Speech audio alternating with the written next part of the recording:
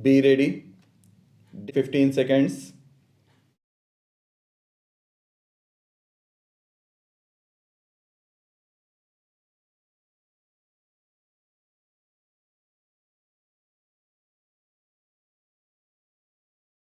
The contention now raised in the present round of proceedings for absorption as assistant teacher in the higher secondary section is strongly refuted by the respondents by pointing out that his engagement as a substitute teacher was only in the pay scale of rupees 1200 2040, which was the scale for the primary teacher.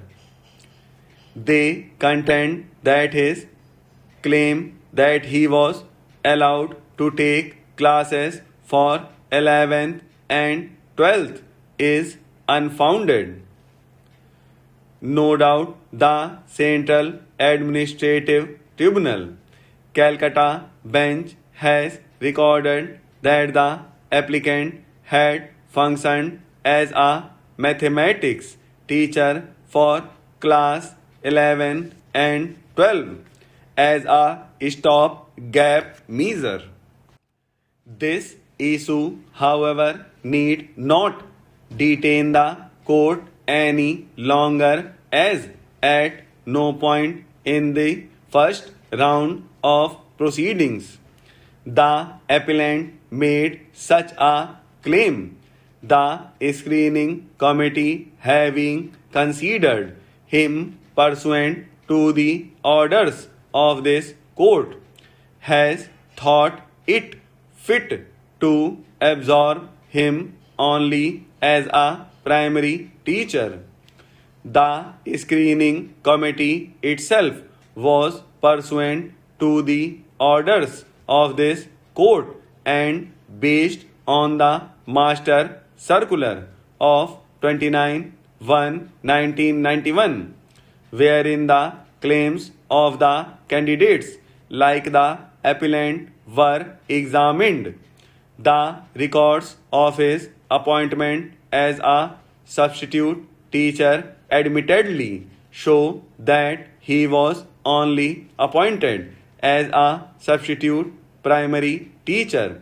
It is on the completion of 3 months as substitute primary teacher that he acquired temporary status, and on absorption now he became entitled to certain benefits under the circular which we have elaborated herein above.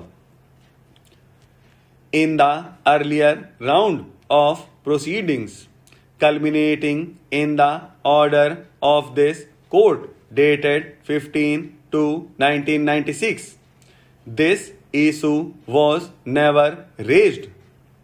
His claim for absorption as an assistant teacher in the higher secondary section is clearly barred by constructive res judicata.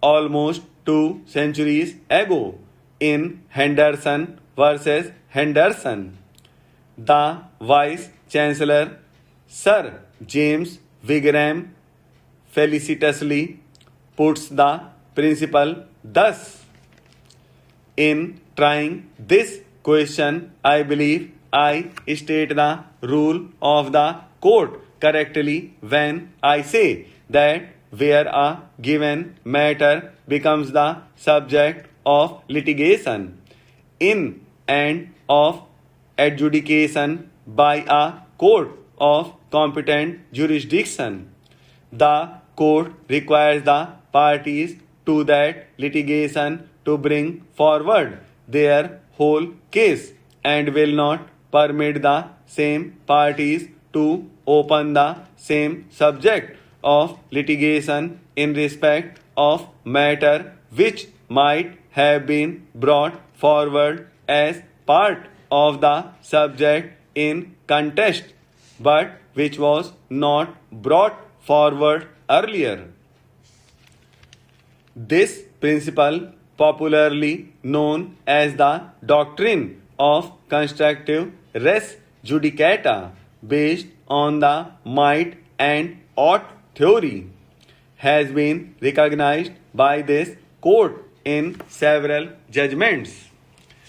In Maharashtra, Vikrikar Karamchari Sangathan versus State of Maharashtra and another, this court held as under.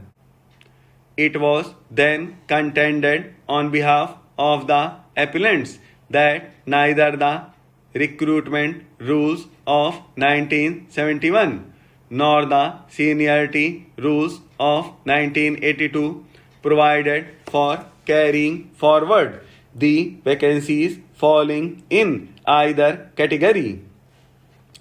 In the absence of such rules which specifically provide for carrying forward the vacancies falling in either category, no such carry forward rule could be implied either in the recruitment rules or in the seniority rules. This contention need not detain us any longer because such a contention was available to the appellants in the earlier proceedings, namely transfer application number 820 of 1991, and the same was not put in issue. That not having been done, it must follow that such a contention is barred by the principles of constructive res judicata. Neither the contesting respondents nor the appellants ever raised this contention at any stage of the proceedings in transfer petition number 822 of 1991. It would therefore be too late to raise such a contention when the seniority list has been finalized pursuant to the judgment of MAT Bombay Bench in transfer petition number 822 of 1991. The doctrine itself is based on public policy flowing from the age-old legal maximum which public state had bounden duty, which means that in the interest of the state there should be an end to litigation and no party ought to be vexed twice in a litigation for one and the same cause.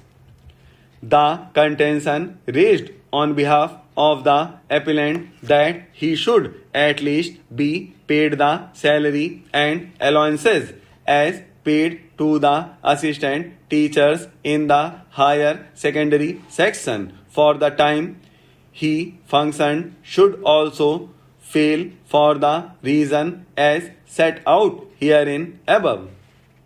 The appellant, however, cannot be denied continuity of service under the Master Circular read with the orders of this court in Srimati J. D. Roy and the order in the appellant's own case, that is CA number 3557 of 1996. This is a fresh case of action which has arisen in view of his absorption on 2/1/1998 subsequent to the culmination of the earlier round of proceedings.